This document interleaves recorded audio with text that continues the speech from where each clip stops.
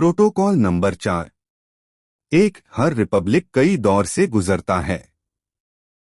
पहला दौर तब आता है जब अंधी भीड़ गुस्से में पागल होकर इधर उधर भटकती है। दूसरा दौर भड़काऊ भाषणबाजी का होता है, जिससे अराजकता पैदा होती है और यह आखिरकार तानाशाही की ओर ले जाती है। ऐसी तानाशाही नहीं जो कानूनी और खुली हो और इसलिए जवाबदेह हो, बल्कि ऐसी तानाशाही जो छिपी हुई और गुप्त हो, लेकिन फिर भी किसी गुप्त संगठन के हाथों में महसूस की जा सके।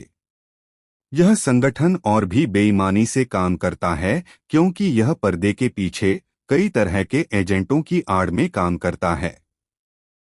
इन एजेंटों को बदलने से गुप्त ताकत को कोई नुकसान नहीं होता, बल्कि फायदा ही होता है। लगातार बदलावों की वजह से उन्हें लंबे समय तक सेवा करने वालों को इनाम देने में अपने संसाधन खर्च करने की जरूरत नहीं पड़ती।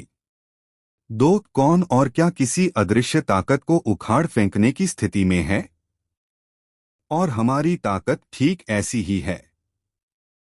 जेंटाइल मेसनरी, गैर यहूदी मेसनरी, हमारे और हमारे मकसदों के लिए अंधे होकर एक पर्दे का काम करती है, लेकिन हमारी ताकत के काम करने का तरीका और यहाँ तक कि उसका ठिकाना भी आम लोगों के लिए एक अनसुलझा रहस्य बना रहता है। हम ईश्वर को खत्म कर देंगे। 3, लेकिन आज़ादी भी नुकसान रहित हो सकती है और राज्य की अर्थव्यवस्था में अपनी जगह बना सकती है, बिना लोगों की भलाई को नुकसान पहुंचाए। अगर यह ईश्वर में विश्वास और इंसानियत के भाईचारे की नींव पर टिकी हो और इसका संबंध समानता की उस सोच से न हो जिसे खुद सृष्टि के नियम ही गलत साबित करते हैं, क्योंकि उन्होंने ऊंच नीच अधीनता को स्थापित किया है।